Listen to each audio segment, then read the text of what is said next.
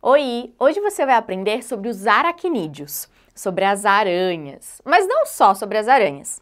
Nesse grupo a gente vai encontrar outros animais, como por exemplo os escorpiões, os carrapatos, o ácaro. Então é um grupo de animais bem diversificado, mas ele faz parte de um grupo maior ainda, que é o grupo dos artrópodes. Então os artrópodes vai envolver, os insetos, os aracnídeos e os crustáceos. E na aula de hoje você vai aprender então sobre os aracnídeos. Bom, os aracnídeos, eles vão ter alguma diferença aí entre os outros grupos, Essas diferenças são não possuir antena, que nos insetos, a gente vai encontrar, e a gente não vai ter mandíbula. Ao invés de a gente ter uma mandíbula, uma estrutura única para fazer ali a alimentação, a gente vai ter uma outra estrutura chamada de quilícera. Ela vai fazer a mesma função de que uma mandíbula, porém, dependendo aí do animal, ela vai ser de um jeito, de um porte ou de outro, vai depender da alimentação dele. Então, por exemplo, se eu tenho um carrapato, o carrapato ele vai sugar o sangue ali dos animais. Quando ele faz isso, ele não precisa de uma quilícera dura, aquela que faça a trituração. Ele vai precisar de uma quilícera um pouco mais mole e que consiga ali perfurar a pele. Então, vai depender aí do animal, de como vai ser a sua quilícera. Eles são carnívoros, ou seja, vão se alimentar de outros seres vivos, de outros animais, principalmente insetos, mas a gente vai ter também os parasitas, como por exemplo, o carrapato. Então o carrapato ele é parasita, ele rouba o alimento, Ele não está ali comendo o animal em si, ele está roubando os nutrientes que aquele animal fez todo o processo de digestão e conseguiu produzir. Então ele é um ladrão, digamos assim, Então ele vai roubar ali todos os nutrientes. E a digestão desses animais vai ser completa com digestão extracorpórea. O que seria uma digestão extracorpórea? Extra seria fora e corpórea do corpo. Então, uma digestão extracorpórea que é fora do organismo do animal. Então, a maioria deles vai fazer o quê? Vai liberar o suco gástrico para fora e depois vai se alimentar ali da digestão, do que aconteceu ali de modificação dos nutrientes naquele animal fora do organismo, ok? Então é extracorpórea, fora do organismo. Bom, alguns desses animais vão possuir veneno, principalmente os escorpiões e as aranhas. Então eles vão ter esse veneno que serve principalmente para paralisar a sua presa ou alguém ali, algum outro animal que tente se alimentar deles. Então esses animais vão utilizar esse veneno para paralisar.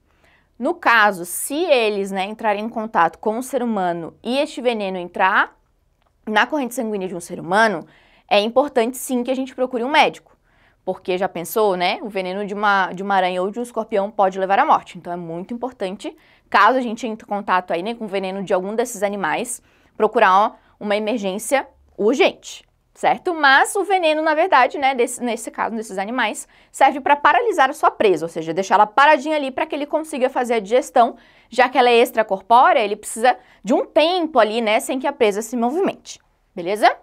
Eu sei que é um escorpião e que é perigoso. E por que o professor Girafales emprestou? Pro Kiko mostrar pra mãe dele. Até que enfim o professor Girafales percebeu que tipo de mulher que é Dona Florinda. Como que eles vão se reproduzir? Bom, a fecundação é interna com o desenvolvimento direto. Então, o macho precisa colocar os espermatozoides dentro da fêmea. Eles vão ter vários métodos ali, mas principalmente eles vão utilizar as suas quilíceras ou também os pedipalpos, que eu já vou falar aí um pouquinho mais deles. E o desenvolvimento direto quer dizer que quando lá o aracnídeo ele nasce, ele sai do ovinho, ele já nasce igual ao adulto, só que pequenininho, certo? Então o desenvolvimento é direto, ele não vai ter fase larval, não vai ter nenhuma outra fase antes do seu corpo ser idêntico a de um adulto. Apenas vai ser menor, Eles podem ser ovíparos, ou seja, o ovo fica dentro da fêmea, ou eles podem ser vivíparos, onde a gente não tem ali o ovo, a gente vai ter o animalzinho todo sendo formado lá dentro da fêmea sem o ovo. Então a gente tem essas duas formas, vai depender também da espécie do animal. A excreção, ou seja, a forma como eles liberam ali as substâncias tóxicas para o organismo, é de duas formas. Pode ser por túbulos de Malpighi, igual dos insetos. Então, eles têm lá uma estrutura, órgão específico para isso. Como nós, seres humanos, temos os rins, eles têm os túbulos de Malpighi. Não são tão complexos quanto, mas tem essa função de tirar a excreção, ou seja, vai tirar lá toda a toxicidade, todas as substâncias tóxicas que podem matar o animal, é retirado através do túbulo de Malpighi. Ou eles podem ter glândulas coxais. Aí vai ter uma glândula específica na coxa do animal, por isso glândulas coxais, que vai servir para excreção. E eles vão estar ligados, né, conectado principalmente ali na parte do sistema digestório. Então vai sair tudo junto, acaba saindo tudo junto no ânus desses animais. Como que é a anatomia deles? Como que é, né, o formato do corpo? Bom, esses animais eles vão ser divididos em duas partes. Em cefalotórax, que é basicamente a união da cabeça com o tórax. Então é a união dos dois. Do tórax vão partir 4 pares, ou seja, 8 patas. Então a gente tem 4 pares de patas. Nós vamos ter as quelíceras e nós vamos ter os pedipalpos. O que seriam esses pedipalpos? É como se fosse uma pata adaptada ali para defesa ou para captura de algum alimento. Então, por exemplo, quando a gente olha um escorpião, ele tem 2 garrinhas. Essas garrinhas são os pedipalpos. Eles servem ali tanto para proteção do animal, quanto para segurar a presa ali, né, para conseguir injetar o seu veneno. Então, esse pedipalpo tem essa função de segurar ali, né, a presa. Ou também, em alguns casos, pode também ter uma função na reprodução, onde ele utiliza o pedipalpo para colocar na fêmea os espermatozoides.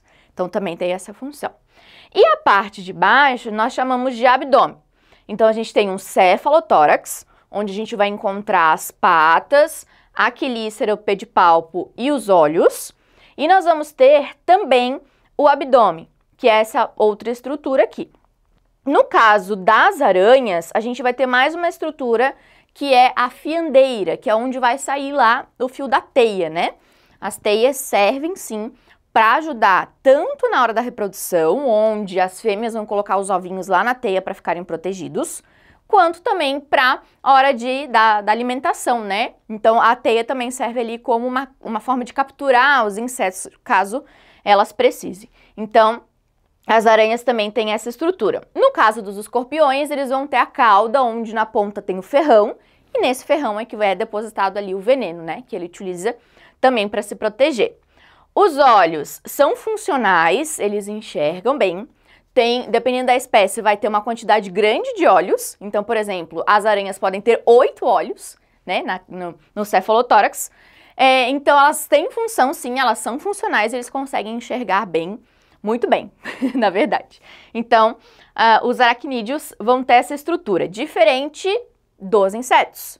Os insetos tinham lá uma separação de 3 pedaços. No caso dos aracnídeos, ele só tem 2, o cefalotórax, o abdômen. É uma das diferenças, né, entre esses grupos, uma diferença bem forte, né, entre os grupos, além da quantidade de patas e outros, beleza? Então, os aracnídeos fazem parte aí de um grupo bem grande. Eles são responsáveis também aí por uma parte da cadeia alimentar bem importante, né, já que eles são carnívoros, predadores. Então, na cadeia alimentar, eles fazem um processo muito importante. E também na medicina eles são bem utilizados por conta do seu veneno e também as teias das aranhas também são utilizadas aí, inclusive na parte de vestuário. Então eles também têm uma importância, né, econômica e na medicina, beleza? Para saber um pouquinho mais sobre os artrópodes, dá uma olhadinha nas outras aulas e a gente se encontra numa próxima aula. Um grande beijo! Tchau!